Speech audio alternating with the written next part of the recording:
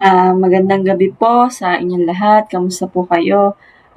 Muli, nagagalak po ako at alam ko po natutuwa ang Panginoon dahil nagkakaroon po tayo ng oras para po makapakinig ng kanyang salita. Sige po, bago po tayo magsimula, tayo po muna yung manalangin. Lord, Panginoon, papurit pa sa salamat sa iyo, Panginoon, sa oras na ito, Lord God. Maraming salamat po dahil binigyan niyo po kami ng pagkakataon para po makapagnilay ng iyong mga salita, Lord God. Lord, nawa po, linisin niyo po ang aming puso't isipan, Panginoon, para po matanggap namin ang iyong mga salita, Panginoon. Alam po namin ang matutunan namin, Panginoon, ay may apply po namin sa buhay namin, Panginoon. Lord, wala po kaming maibabalik sa iyo, kundi papurit pa sa salamat. In Jesus' name we pray. Amen. Muli, magandang gabi po. Alam ko po na may mga kanya-kanya po tayong ginagawa ngayon. Masaya po kami na nagkakaroon po kayo ng oras para po makapakinig dito po sa aming live stream. So, patuloy lang po nating pag-aaralan yung mga Bible characters po na may kanya-kanya pong storya at ginawa ang Panginoon sa buhay nila. So, in that, ma-apply po natin yung mga storya po na yung mga binigay or paano kumilos ang Panginoon sa buhay po nila. So, ngayon po, ang topic ko po ay about naman po kay Hannah. So, previously po, ako rin po yung nagtakal or nag-share nung buhay na early life naman po ni Samuel. So, si Hannah po ay ang kanyang ina. So, ang ina po ni Samuel ay si Hannah at ang kanya pong ama ay si Elkanah.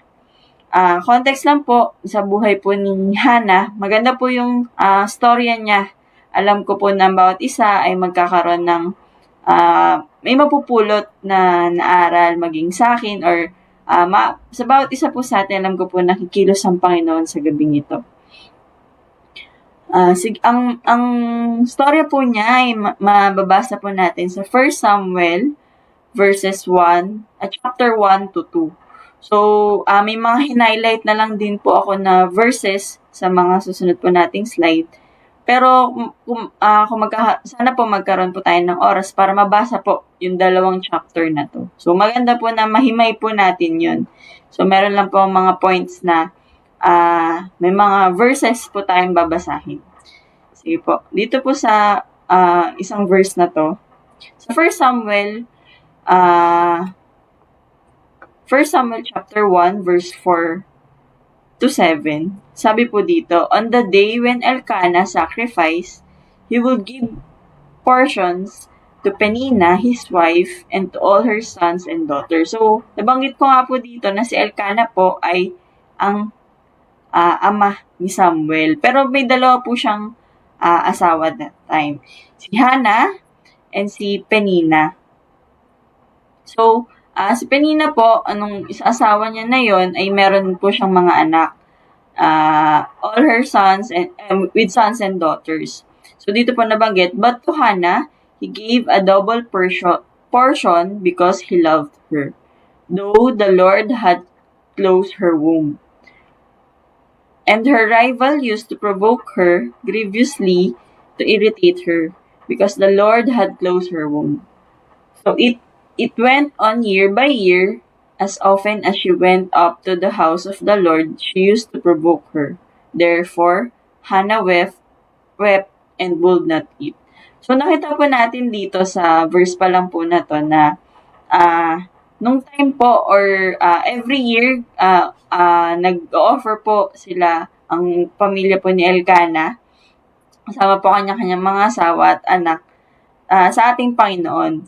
But nung maghahandog po sila, bagamat wala pong anak si Elkanah kay Hannah, wala pong anak si Hannah dahil siya po ay baog or infertile.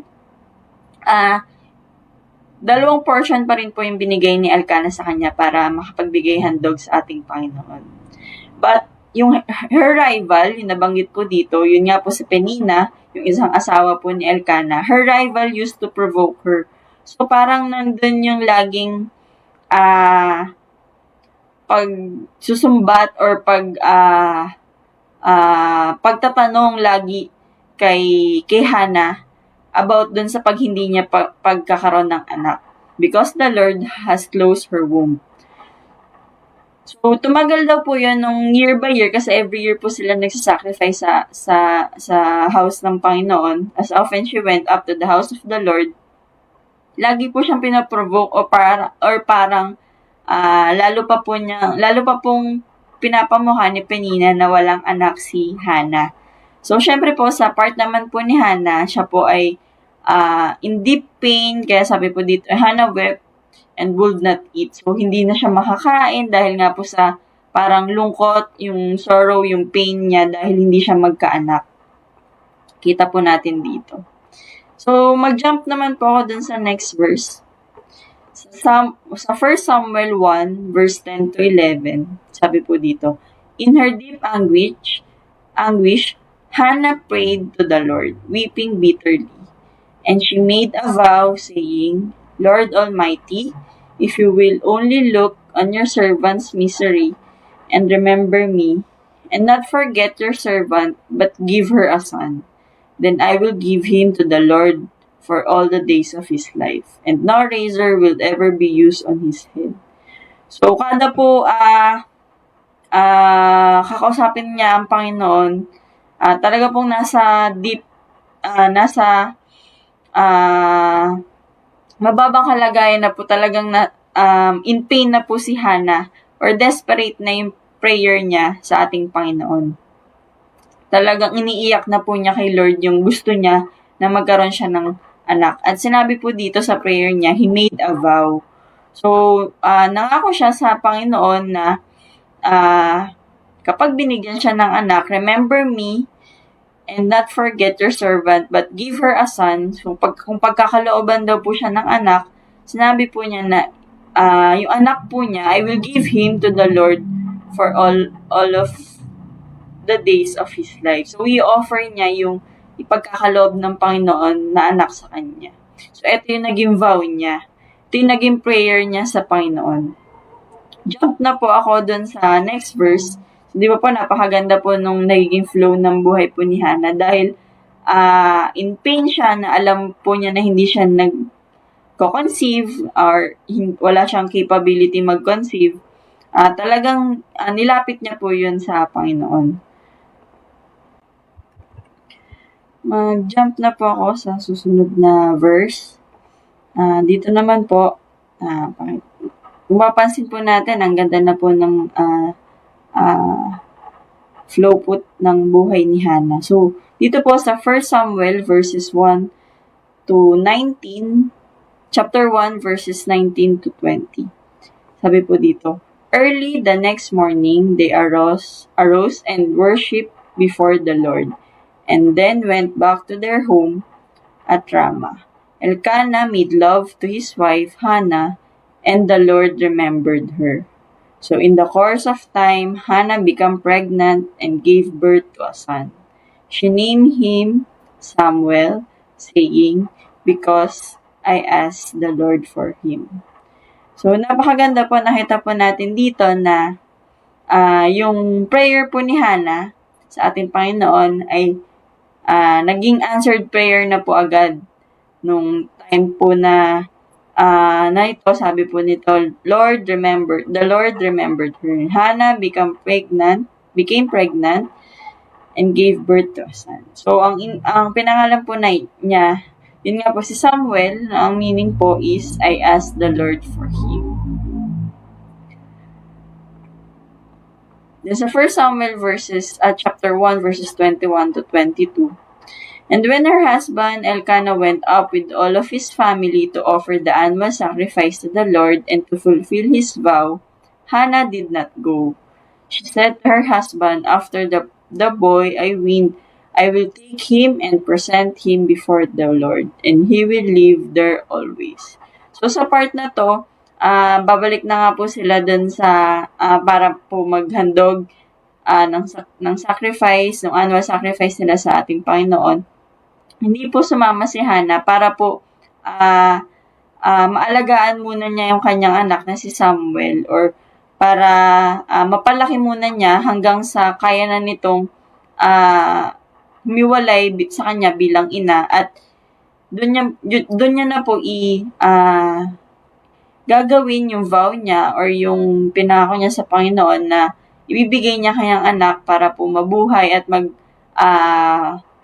magbalik ng papuri at ialay ang buhay ng anak niya para po sa ating Panginoon. Sabi po dito, I will take him and present him before the Lord, and he will live there always. And when the bull had been sacrificed, they brought the boy to Eli. And she said to him, Pardon me, my lord, as surely as you live, I am the man who stood here beside you praying to the Lord. I prayed for this child, and the Lord has granted me what I asked of him. So now I give him to the Lord. For his whole life he will be given over to the Lord, and he will worship the Lord there.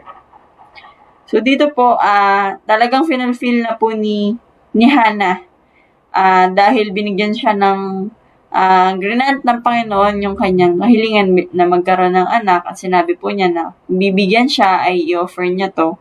Ang ginawa po yun ni Hannah after nung pwede na pong humiwalay si Samuel sa kanya. So, ang ganda po nung nagiging flow ng kanyang buhay.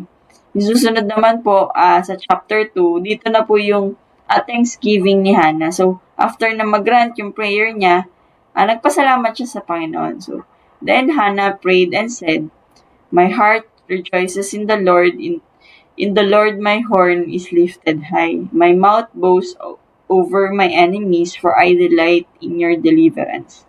There is no one holy like the Lord. There is no one besides you. There is no rock like our God. So, meron pa po itong mga kasunod. Maganda po na mabasa po natin kung paano po nagpasalamat si Hannah sa ating Panginoon. At mag-jump po ako doon sa 1 Samuel chapter 2 verse 21. And the Lord was gracious to Hannah. She gave birth to 3 sons and 2 daughters. Meanwhile, the boy Samuel grew up in the presence of the Lord. So, napakaganda po na nakita po natin na dito, pinagkalooban pa po si Hannah ng 3 pang lalaking anak at 2 babaeng anak. At si Samuel nga po ay grew up in the presence of the Lord.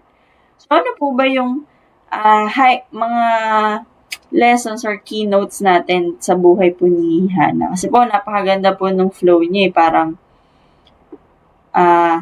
realistic siya sa buhay po natin ngayon na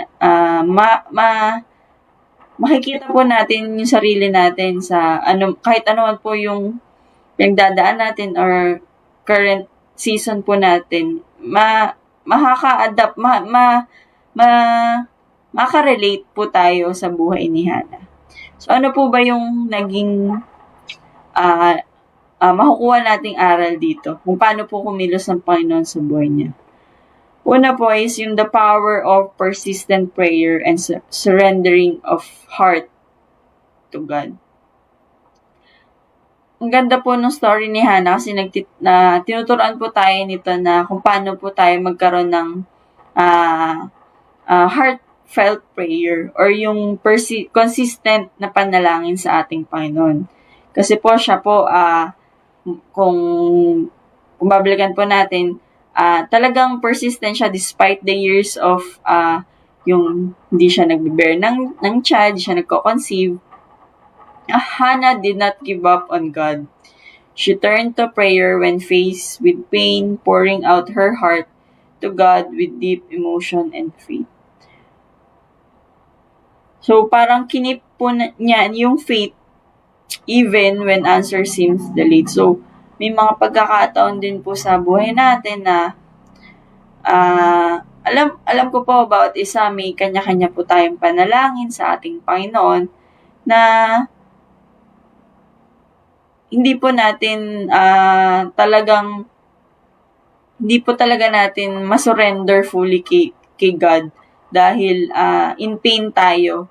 Ang dami pong gumugulo sa atin, ang dami pong sumasabay na problema, then ilalapit po natin sa ating Panginoon through prayer. Sana po mas maging consistent pa tayo at magkaroon ng heartfelt prayer at wag po natin hayaan na ma-shake yung faith natin towards dun sa pinagdadasal natin sa Panginoon.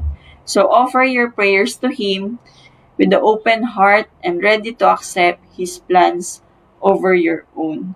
So, hindi lang po natin basta ipapanalangin yung kagustuhan natin, kundi isurrender po natin sa Kanya kung ano po ba yung will ng Panginoon sa buhay po natin. Kung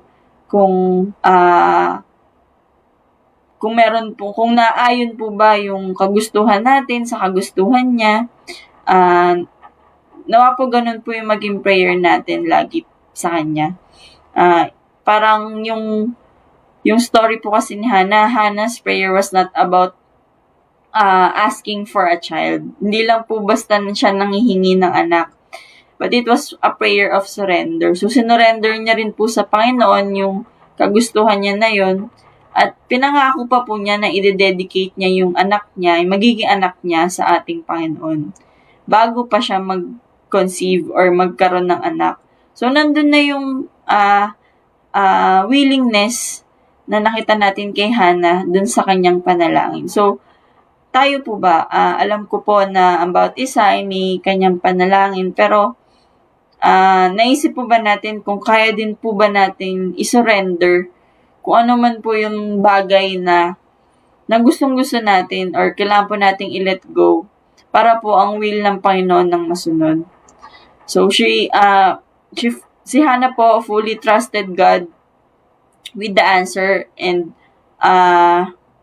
kahit na po parang malapit na siya mag-give up dahil doon nga po sa rival niya, yung isa pong wife ni Elkanah, na mahalin tulad din po natin ngayon sa ibang tao. Kung meron man po tayong pinagdadaanan, meron din po mga tao na lalo pa tayong pilit na dinadown or parang alam na nga po nila yung sitwasyon natin, then patuloy pang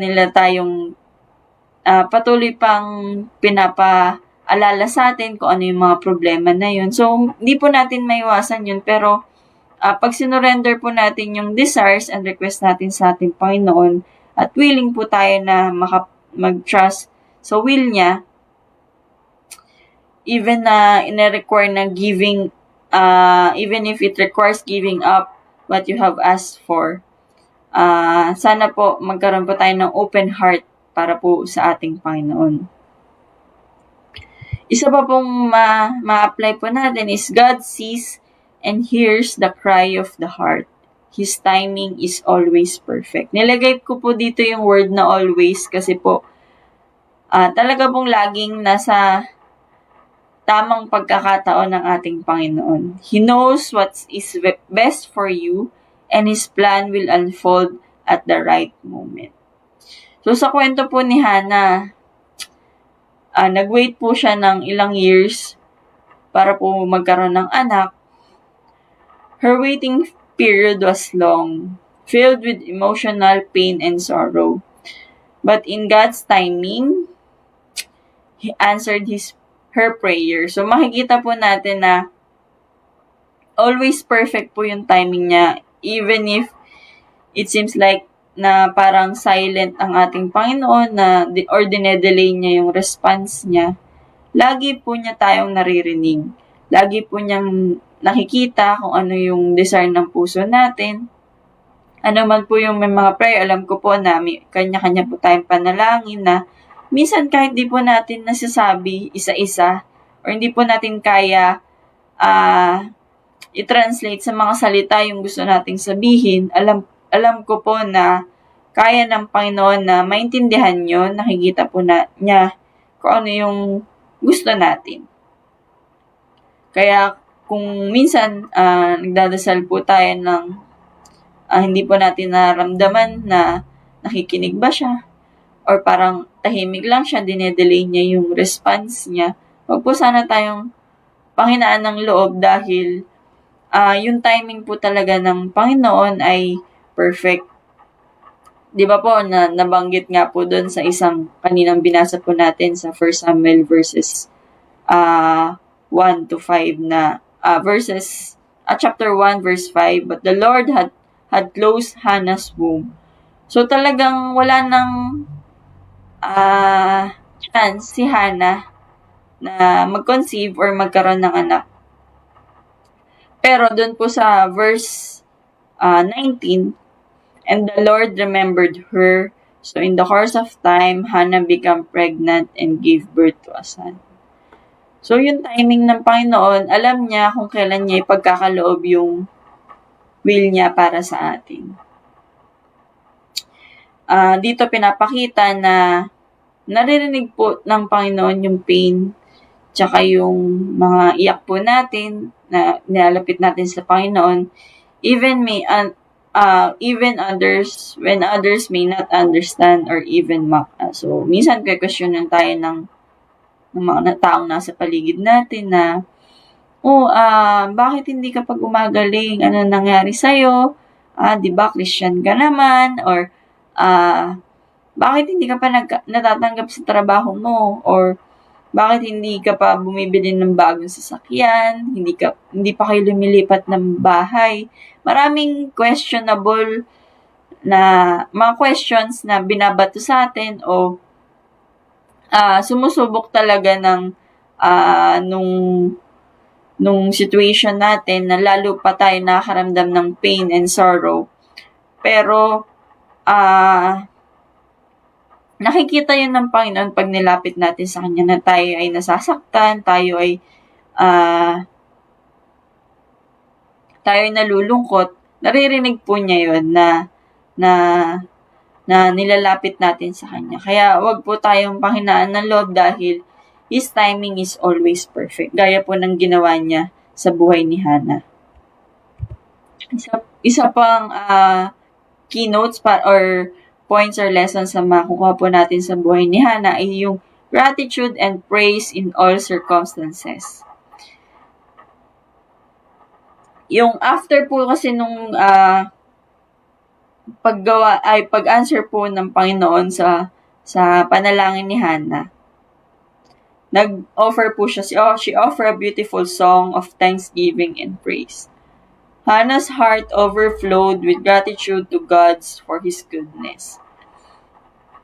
Ganon din po ba tayo sa ating buhay na kapag po ba pag sinagot na po ng ating Panginoon ng ating panalangin, bumabalik po ba tayo sa Kanya para tayo magpasalamat at magbigay ng glory sa Kanya? Kasi po, minsan may mga pagkakataon po tayo na tuwing desperate lang tayo lumalapit sa Panginoon. Or vice versa, kung kailan sobra-sobra yung blessing, tsaka lang natin siya naaalala, pero pagka may mga problema, parang nagbabackslide na tayo. So, sana po matuto tayong maging grateful and magbigay ng papurit pasasalamat sa ating Panginoon sa anumang challenge or season ng ating buhay. So, offer thanks and praise to God for His faithfulness even in waiting. So, nakita po natin dito si Hannah na year on year, every year, sa tuwing magkakaloob siya sa ating Panginoon, talagang iniiyak niya at nilalapit niya sa Panginoon yung pain and sorrow niya, yung talagang grief niya na pagkakaroon ng isang anak. At nung hindi siya nagsasawa na magkaroon ng na magbigay ng pasasalamat at papuri sa ating Panginoon. Kasi po, yung naging struggle niya with infertility was a source of personal pain, but it ultimately become parts of God's greater plan. So, dapat maging thankful pa rin po tayo dun sa napagdaanan natin na mga problema. Kasi po, lahat po nung trials na yon is nagkaroon ng purpose. Gaya po nung sa buhay ni Hannah, na ang greater plan pala is her son Samuel na naging isang Israel's greatest prophet. So, isa po siya doon. So, yung pain and yung sorrow na dinanas ni Hannah ay hindi lang po na na, na parang hindi po siya nagkaroon po siya ng sense. Hindi lang po siya walang sense na parang pinagdaanan ko to, then wala lang. Hindi po ganun yung nangyari. Si Samuel po ay naging isa po sa mga Israel's greatest prophet. So, ginamit po talaga ng Panginoon yung buhay ni Samuel na naging anak po ni Hannah dahil po sa bunga ng consistent prayer and paniniwala sa ating Panginoon. So, Hannah's trial led to the birth of a mighty servant of God. So, kung may mga pagkakataon po tayo ngayon na pinagdadaanan tayo, may mga current challenges po tayo, sana po i-look forward natin yung ano yung magiging purpose nito sa buhay natin once na matapos natin or mapagtagumpayan natin yung pinagdadaanan natin. Pwede pong meron tayong malubhang sakit ngayong season na to. Pero naniniwala po tayo na papagalingin tayo ng Panginoon and eventually, ang magiging purpose nun, makakapag-testimony tayo, makakapagbalik tayo ng glory kay God. Marami pa po tayong mas may inspire na tao na talagang ang Diyos ay makapangyarihan at buhay at hindi siya nagbabago. So, dapat po maging thankful tayo sa lahat ng circumstances. Mabalik natin yung dapat na papurit, pasasalamat sa ating Panginoon. Kailangan lang po natin magtiwala na kaya pong gamitin ng Panginoon yung struggles and hardships natin for a greater purpose. Even we can see the reason for your pain kahit minsan po na talaga po kasing pag nasa gitna tayo ng mga problema or mga challenges, di po natin maiisip kung ano ba patutunguhan natin. Pero magtiwala lang po tayo sa Panginoon na kahit hindi po natin nakikita yun, kung bakit tayo nagdudusa, know that God can bring good from it.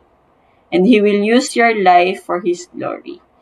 I-look forward lang po natin yun lagi na gagamitin tayo ng Panginoon.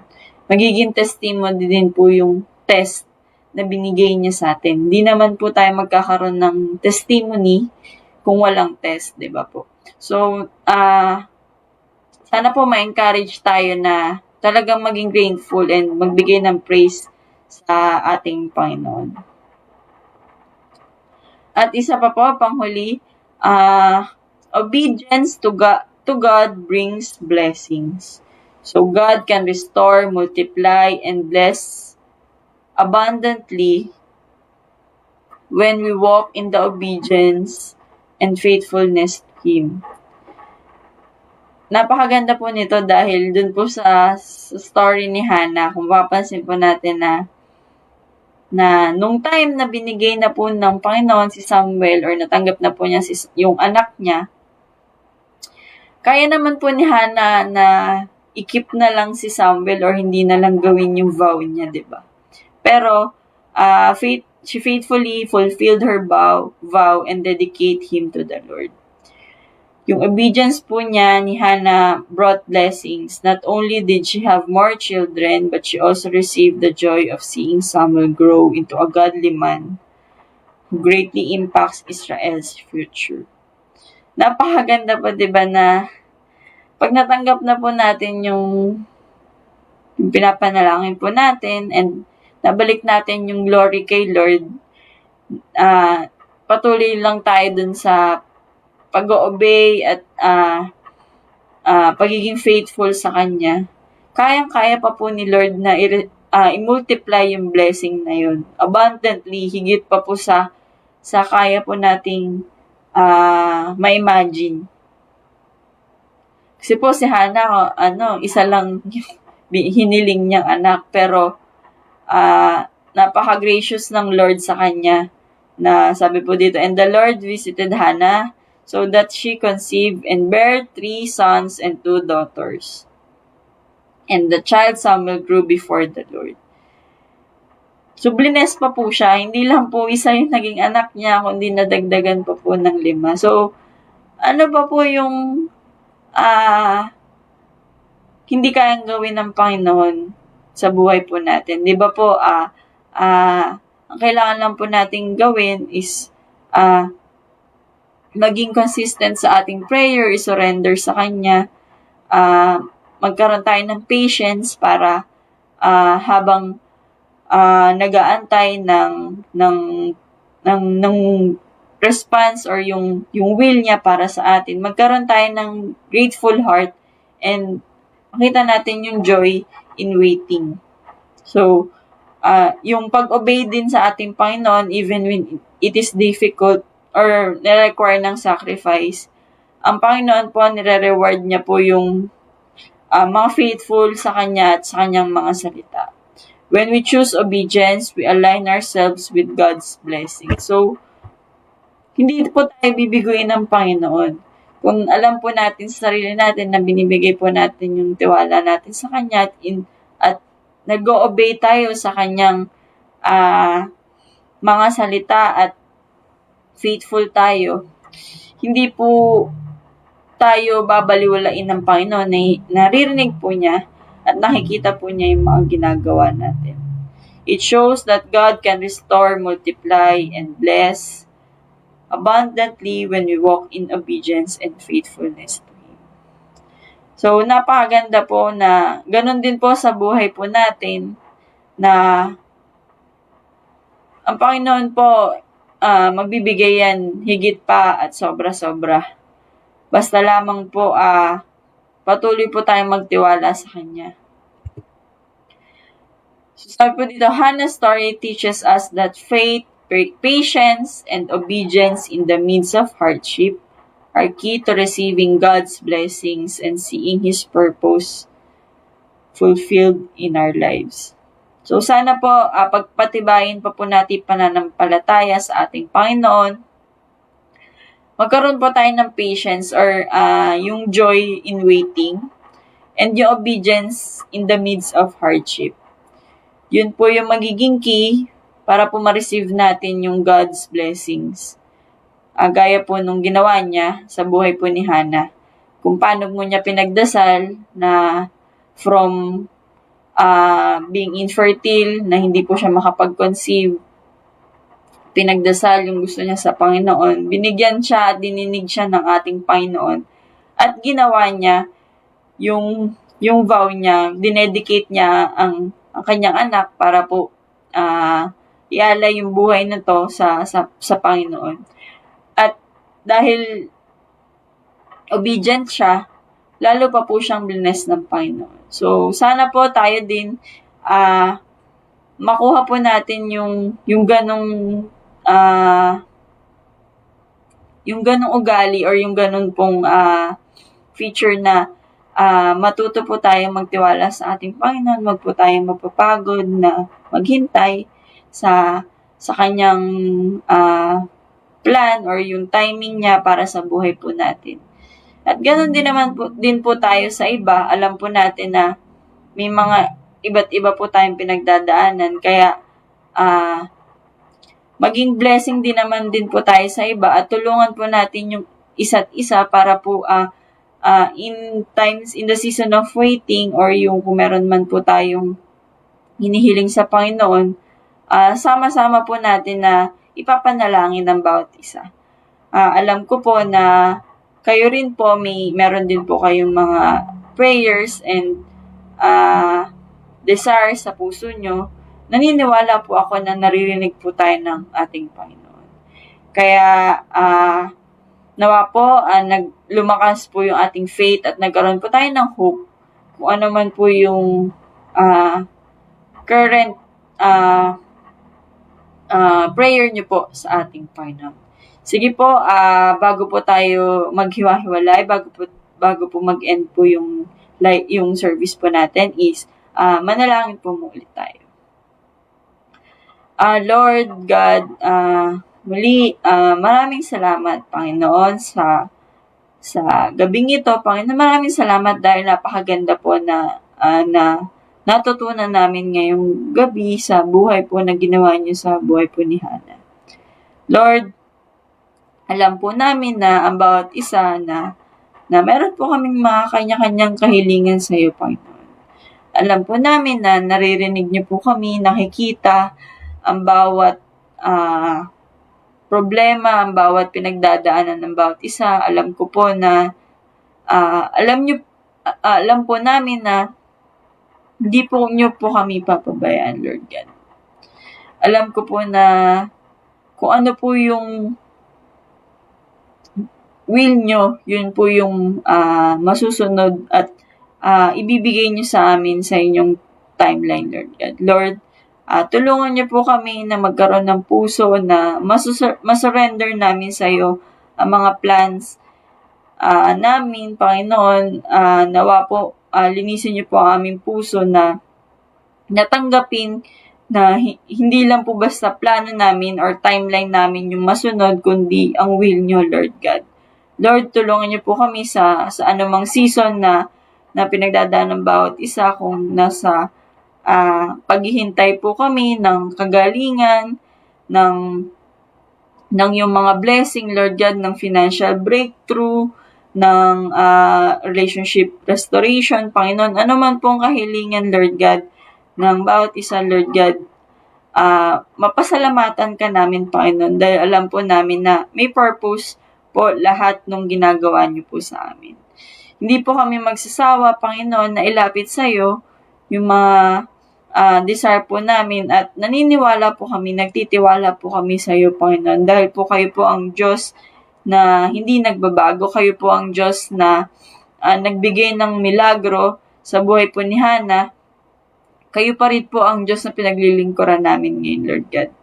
Lord, while we are waiting for our miracle, Panginoon, tulungan niyo po kami na patuloy ka po naming mapasalamatan at mag-glorify, Lord God. Alam po namin na gagamitin niyo po kami para po marami pa pong maabot ng iyong salita, Panginoon. Excited na rin po kami na ma-share yung testimony ng bawat isa, Panginoon, dahil alam po namin nakikilos po kayo sa buhay namin, Lord God. Lord, muli, maraming salamat po, Panginoon, sa kalakasan at kapahingahan na binibigay niyo po sa amin. Maraming salamat po. Wala po kaming maibabalik sa iyo, kundi papurit pa sa salamat. In Jesus' name we pray. Amen. Muli, magandang gabi po. Nawa po, marami po tayong nakuha na lessons po sa gabing ito. Sa susunod po ulit, patuloy po nating i-share at yung ating pong Facebook para marami pa pong maabot na makapakinig ng salita ng Panginoon. Magandang gabi po and God bless.